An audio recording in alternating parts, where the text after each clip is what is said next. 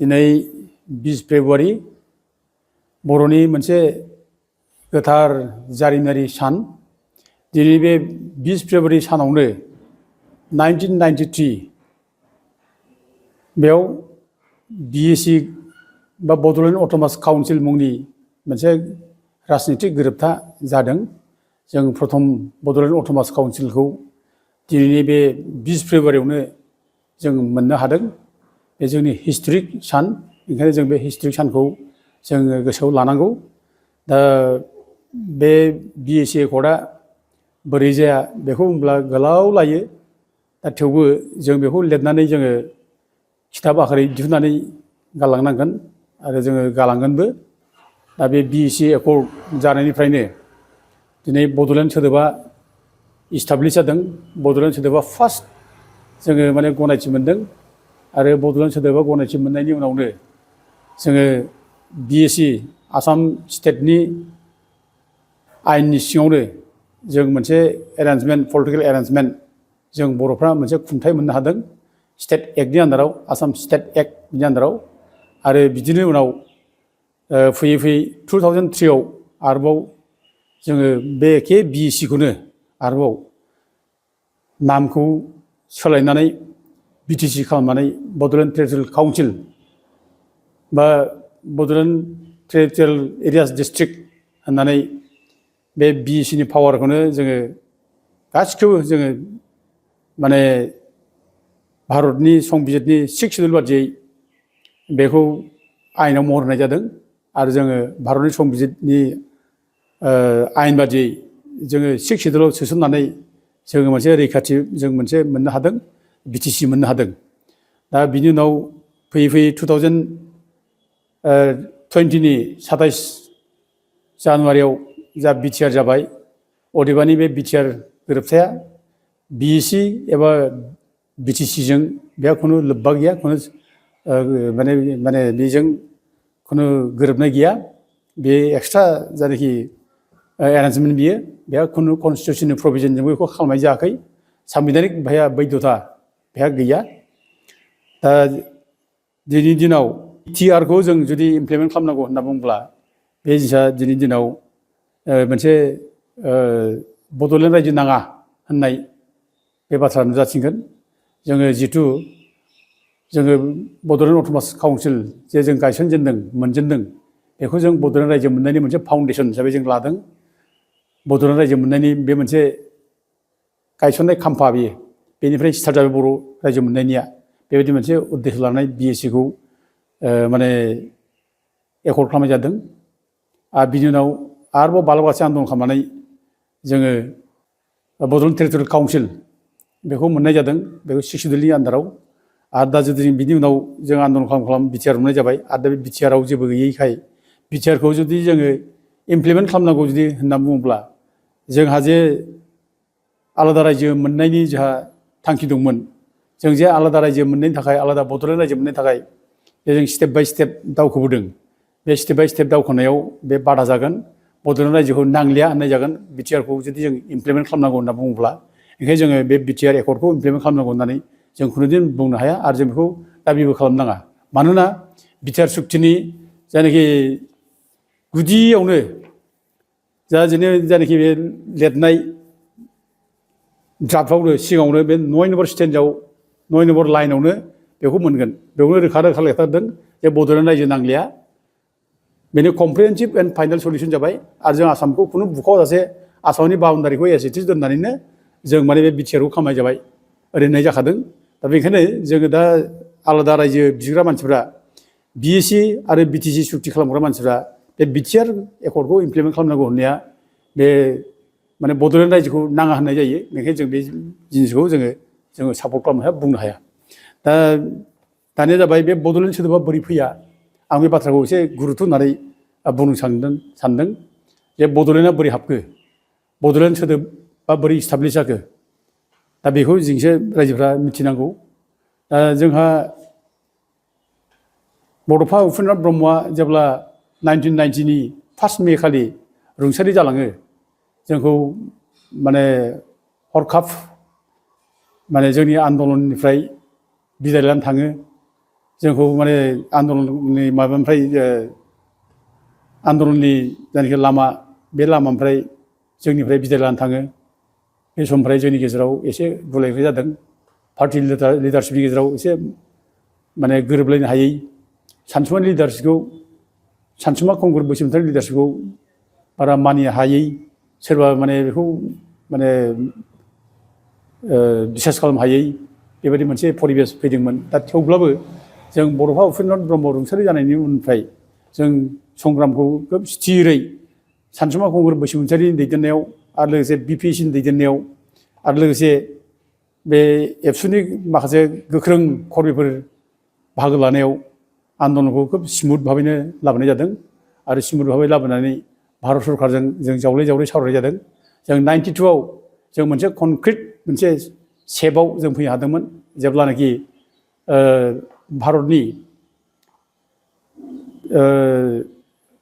रैखाथि बिफाननि मन्थ्रि शरद पावारा जेब्ला जोंनि बड'लेण्ड जेंनाखौ सुस्रांनायनि दायित्व मोनो भारतनि गाहाय मन्थ्रि नरसिंह रावआ शरद पावारखौ दायित्व होदोंमोन जे बड'लेण्ड समस्याखौ समाधान खालामनो थाखाय दायित्व बेनो होनाय जादोंमोन दा जोंनि जावले जावले सावरायनाय जादों बे जावले जावले सावरायनायाव शरद पावारा जोंनो रायज्लायनायनि गेजेरजों बड'लेण्ड माने अट'नमास काउन्सिल बे सोदोबखौ बिथाङा बुङाब्लानो जोंनो जों बिनि बादियै माने बड'लेण्ड अट'नमास स्टेट बे सोदोबखौ लानानै बांसिन गुरुत्व होदों बिथाङा रायलायनायाव आरो बिथाङा बे सोदोबखौ लानानै जोंनो कमिटमेन्ट होदोंमोन जे अट'नमास स्टेटआनो प्रजय जागोन बेनो माने बाहायजागोन जिथु प्लेन्स एरियायाव जिथु अट'नमास स्टेटआसो एप्लिकेबल बेखायनो अट'नमास स्टेटखौ होनांगौ होननानै आंबो भारतनि गाहाय मन्थ्रिखौ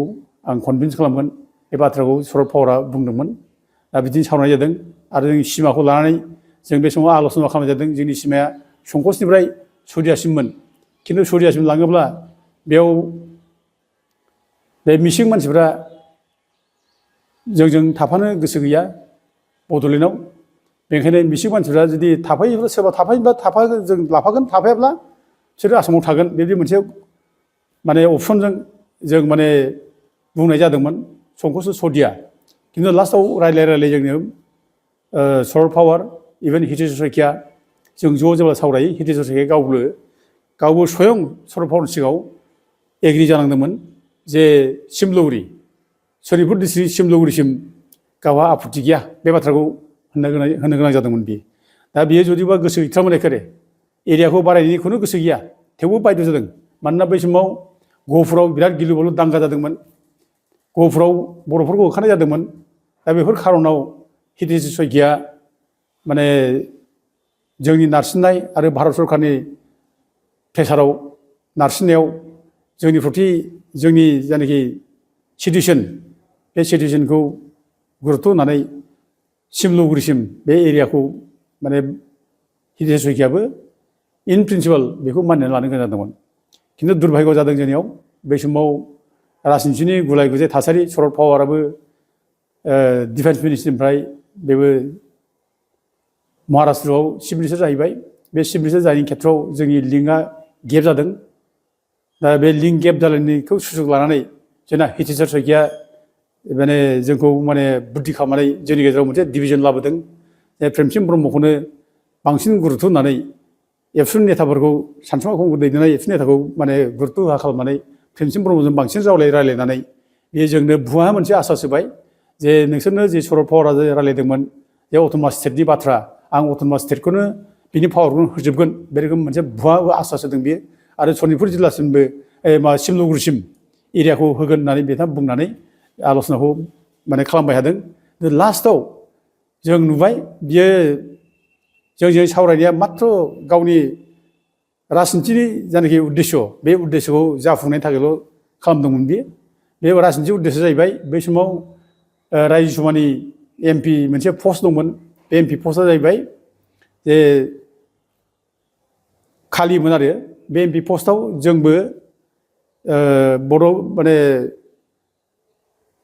मुभमेन्ट लिडारफ्रा BPSC एबसु जयैनो जे कनकेसर नार्जारिखौ केन्डिडेट होननानै जोङो सावरायनाय जादोंमोन आरो बेयाव गासैबो अपोजिसनफ्रा एजिपि होन ओमफ्राय सिपिआइ होन प्रमद गगैमोन दा बिसोर गासैबो ज'नो सापर्ट खालामदोंमोन बे खनकस नार्जारिखौ बेखौनो केन्डिडेट होनोसै होननानै बेखौ रायजोसभानि एमपि बानायनानै बयबो थिरां खालामबायमोन थिग खालामबायमोन दा बेखौ जुदि रायजोसभानि एमपि खालामोब्ला केन्डिडेट हिसाबै खनकस नार्जारिखौ अब्ला जों देरहायो दा बेनिखायनो हितेश शइकिया पलिसि खालामनानै बुद्धि खालामनानै जोंनि गेजेराव ग्रुप खालामनानै हितेश शइकिया गावनि केन्डिडेटखौ देरहानो थाखाय माथां सिंखौ केन्डिडेट प्लेस खालामनानै गावनि केन्डिडेट माथां सिंखौ भट होनो थाखाय प्रेमसिं ब्रह्म ग्रुपखौ लांनानै गावनि फलिया खालामदों आरो उनाव बेनो भुवा आसास होनानै अट'नमास स्टेटखौनो होगोन आरो लोगोसे बाउण्डारियाबो सिमलुगुरिसिम होनाय जागोन बिदि मोनसे भुवा आसास होनानै बे जोंनि जे केन्डिडेटमोन खनकस नार्जारि बेखौ उइद्र' खालामहोदों ओमफ्राय माथां सिंखौनो भट होदों जोंनि एमएलएफ्राबो माथां सिंनो भट होदों दा बे खेथ्रआव जोङो माने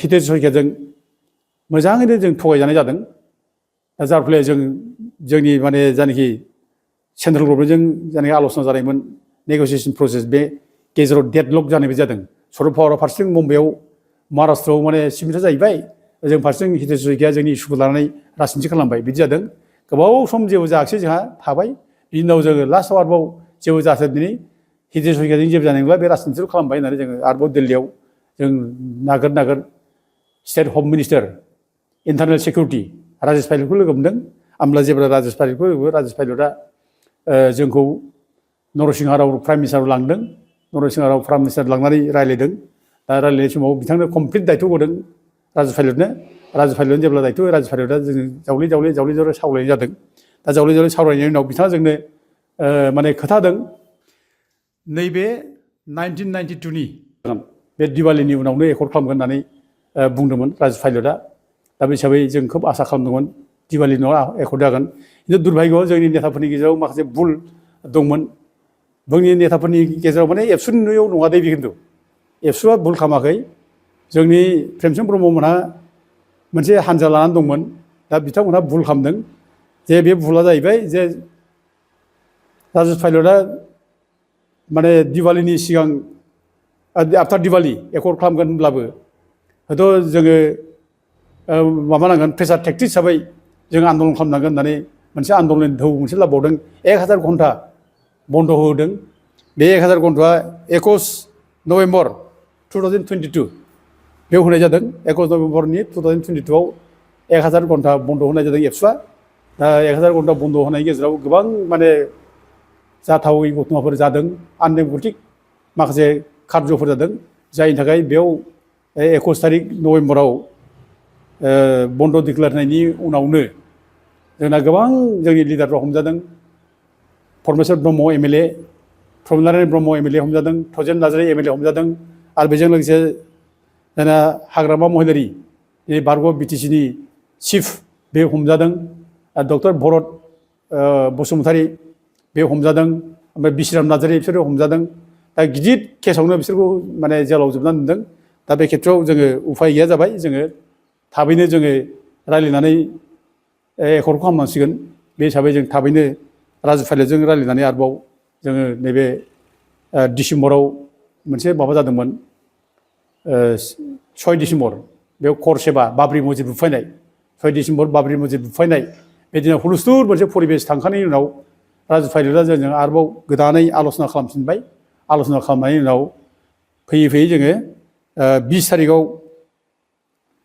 फेब्रुवारि बेयाव एकर्ड खालामनो स्कप मोनबाय दा 20 तारिख फेब्रुवारियाव बिएसि एकर्ड जानाय सिगां जोंनो मोनसे मडेलिटिस जोंनो हरदोंमोन राजेश पाइलटनि तरफनिफ्राय जोंनो मोनसे एमएसआरि हरनानै जोंनि एमपि सैतेन्द्र ब्रह्म चौधुरिनि न'आवनो आल'सना जादोंमोन जों बेयाव सानसुमा कुमार बसुमतारी आंबो दं निजे दङ ओमफ्राय एमपि माने सैतेन्द्र ब्रह्म चौधुरि दङ बालिराम बर'मोन दङ सुभाष बसुमतारी बिपिसिनि चेयारमेन बिसोर दङ दा बे आल'सनायाव सेन्ट्रेल गभर्नमेन्टनिफ्राय मोनसे प्रप'जाल हरदोंमोन राजेश पाइलटआ बे प्रप'जाला माने फार्स्टआव बा होनो आरोखि बड'लेण्ड सोदोब गैया बर' अट'नमास अथरिटि बा होननाय मोनसे प्रप'जाल बिथांमोना जोंनो हरदों ओमफ्राय पावार एन्ड फांसनफ्रा जानाखि BSc आव जानाखि जों दा मोन्दों बेयाव पावार एन्ड फांसन दंजोबो आरो BTC आव जानाखि दा जों मोन्दों BTC आव थानाय पावार फांसनफ्राबो बे बर' अट'नमास अथ'रिटियाव